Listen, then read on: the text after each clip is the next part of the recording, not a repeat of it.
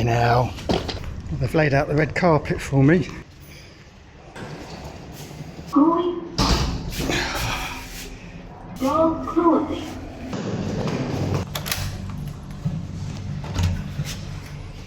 Today we are clearing out the boat of all our personal possessions. It's a very sad day, to be honest. In a week's time we have a test sail and a survey. The potential new buyers will be coming over and we'll be taking Esper out for an hour or so while the surveyor does his thing. And of course we want to make Esper looking great and free of all of our junk. And believe me, we have a lot of junk. We have already filled out a container, well, not a whole container, but there is a container with all our storage. You remember we've got these huge storage cupboards and these were full of clothes. And they're now all empty. So once again, we'll probably have to repaint the waterline as Esper continues to come up out the water as we remove all the weight from her. So what we've done is we've taken a hotel, literally just opposite. It's actually a, sort of an apartment tenement block, I guess. And we're just going to move all of our stuff over there. We're going to try and pare it down and get rid of at least half of our personal possessions before then looking to try and ship them back to the UK. We are back in the apartment. I think we are now pretty much done, and I just wanted to quickly show you all the gear we have to get back to the UK. And this afternoon we've just taken delivery of our boxes, which we're going to be using to pack up all of this.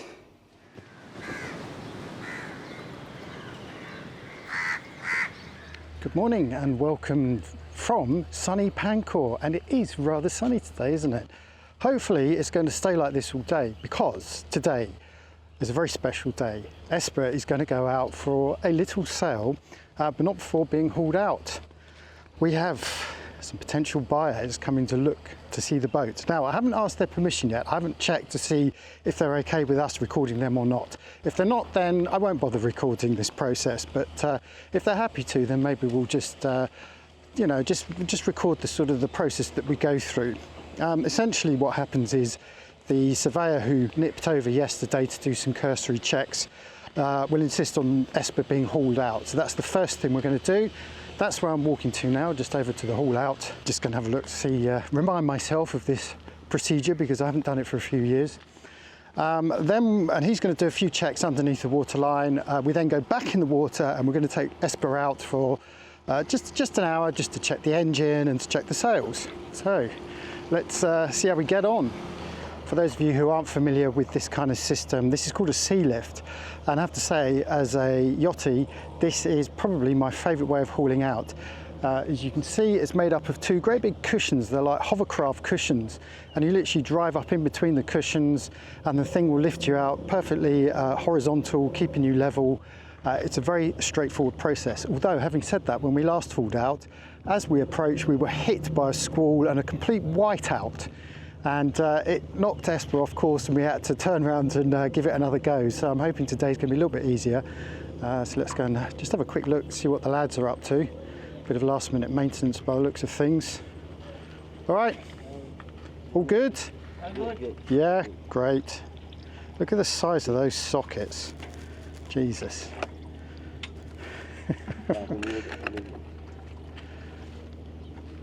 So you can see the hoses here attached, the air hoses attached to the inflatable cushions here. In fact, I think these are already inflated. So they'll drop it down just by tractor, just down the slope, and we just line ourselves up in the middle of them. It's pretty straightforward. I say that now, of course anything can happen between now and 2:30, which is when we are planning to haul out. So we're doing a mini haul out, not going right out. They're pulling us out up the slipway so that we can see underneath Esper, inspect the hull, give her a good jet wash, check the prop, and then once all that's done, we'll go back in the water and then we'll do the test sail. So that was quite fun. We do like this. There's the man.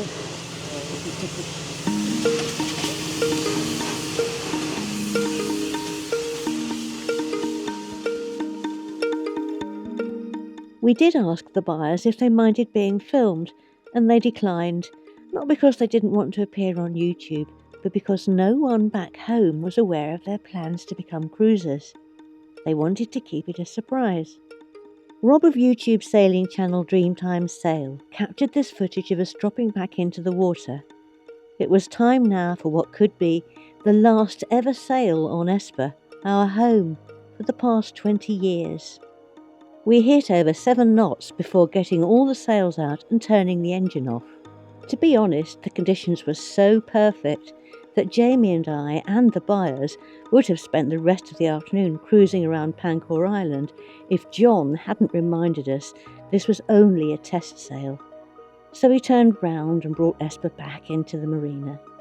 As far as we were concerned, Esper had done a great job in persuading the buyers that she would be a good investment for a future life at sea. The question was, would it be enough for John? We were left on tenterhooks as we waited to hear the result from our broker, Paul Jackson. Hello everyone, we thought we would let you be the first to know, Elizabeth. We've sold the boat. Sold the boat, sold the boat, sold the boat. Esper has gone to a beautiful home. We'll do a whole video about it, but just want you to know right now, we're filming this in the apartment opposite the marina because this is where we've been getting together all the stuff we're going to keep and somehow ship it back to the UK. Do you want to show us the boxes? You'll walk this way. That we are shipping. That's a bicycle. Well, you're backlit by the mountains. Should we have a quick look at the view? Yes, it is nice. It is a nice view. You're looking through frosted glass here. Let's have a quick... There we go. Anyway, back to the important stuff. So these are the boxes. There are a lot of them, and this is stuff that's come from Esper and will go straight to our new boat. That's another story which we're not quite ready to talk about yet, but we hope in the next 2 or 3 weeks that we will have an announcement on where we're moving to. Meantime, just getting ourselves back to the UK with 2 bicycles, one in a box, one down here, and this is the apartment. So we hired this, and there are 2 things I love about it. 1, AC, 2, a bath. And I haven't had a bath for about 15 years, roughly. I've been meaning to tell you that for ages. So I've been wallowing in very hot water baths for the last 2 or 3 weeks, and it just really is cleaning me nicely. Yeah, we can't really emphasise how stressful, partly because we've had to get everything off because the new buyers were very keen to purchase quickly, which has been great. So we've had to get everything off. And then, of course, we have this possibility of a boat in the UK, which we're going to talk a bit more about. But that also is kind of up against a time constraint, isn't it? Yeah, so the interesting thing is that Esper was packed. So we've filled up half a container with stuff which we're just giving to the buyers. It's no good to us, it's all Esper stuff and they'll make great use of it. They're getting things like the kayaks, they're getting the generator, the hooker, all the big stuff, as well as all the little bits and bobs. So that's half of it gone. Then the other half was our own personal stuff. We've sold a couple of bits and given quite a lot of that away, and we will leave quite a bit here because the cleaners can have that. So really, we're just supposed to be putting what's going to go onto the next boat and what we need right now. So 2 suitcases full of stuff that we want to take back and make use of immediately. That's just those are your suitcases, of course. You've only got 1. Yeah, I've only got 1 or 2. So in the next couple of days, we've got to work out how to do that and see if we need a new suitcase or not. And I'm just down to the last bits and pieces now. So I've got a box here and I've got I'm going to open 1 more box. Look at all these toiletries and bags and boxes and things. So I've got to start being a bit more ruthless. And also we've got all this paperwork over here. Oh. Yes. So there we go. There's a quick update. All of this is being picked up tomorrow sometime, and then we fly back to the UK on the 17th, I think, next Monday or Tuesday, I think it is. Yeah, Monday night. Back in time for Christmas with the family. And so it begins. The boxes are going. It looks to me like we've got way too many boxes to fit in the cube, but apparently our driver and his assistant seem to think that we can do it. Hey, well done, chaps. Well, folks, this is it. This is going to be the last video ever recorded on Esper. But before you turn off and unsubscribe, this is merely the end of one chapter because we have a whole new chapter starting for 2025. More on that later, but we've just come aboard the boat one day before we fly off just to drop off a few more things. And I have to say, I think the hardest thing for me is not going to be saying goodbye to the boat. It's not that. It's not saying goodbye to this lifestyle. It's not even saying goodbye to Asia or the wonderful people that we've met along the way and the beautiful scenery. The hardest thing for me is going to be saying goodbye to Millie. As you know, we lost Millie just before lockdown when we were in Borneo, but she's actually stayed with us the whole way until this point. We've been carrying her ashes in a little urn atop the shelf, her favourite shelf in the cabin, and so she's travelled all the way with us. But rather than take her ashes home with us to the UK, which of course she never knew, we thought it more appropriate to say goodbye to her here. So we're going to have a little ceremony and say goodbye and put her ashes in the water here, which is quite appropriate because she knows Pancor Marina, and she loved it here. And of course she also loved fishing and looking at the sea and looking into the water at all the creatures around there, so she can become part of it. So that's going to be the most difficult wrench for me, I think. We've had a great handover with the new owners, and by the way, we understand the new owners could be looking to start their own YouTube channel, so this might not be the last time you see Esper, although she may have a different name. If we find out any more, we'll tell you all about that. But in the meantime, we're just going to tidy things up, drop off a few things, bit of paperwork for the new owners, and say our goodbyes.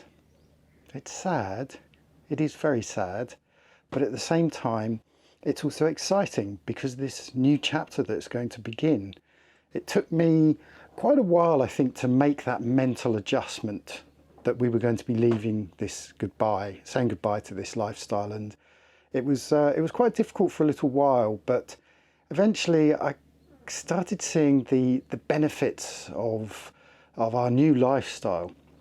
And we're going to talk a bit more about that in another episode. I think we're going to talk more about why we sold Esper, and of course we're going to tell you about what is going to be happening in 2025 as well. This is Esper, stripped of pretty much all things Liz and Jamie, including our turtle. If you hadn't guessed, there was a turtle on this wall. What's very interesting to note is that that was the colour of the veneer when we put it up back in 2014 in Thailand, when we completely stripped the boat and redid her. We chose the lightest wood veneer we could find, that's it. And over the years, so that's what, 10 years, it's gone from that to that. But the turtle kept the original colour. Amazing, isn't it? I think it's almost an artwork on its own. Anyway, they'll have to find, our new owners, they'll have to find something to cover that up if they want to. So anyway, it's quite sad, quite emotional about leaving her. She's just in my blood. She's been in our veins for so long. She's just part of us.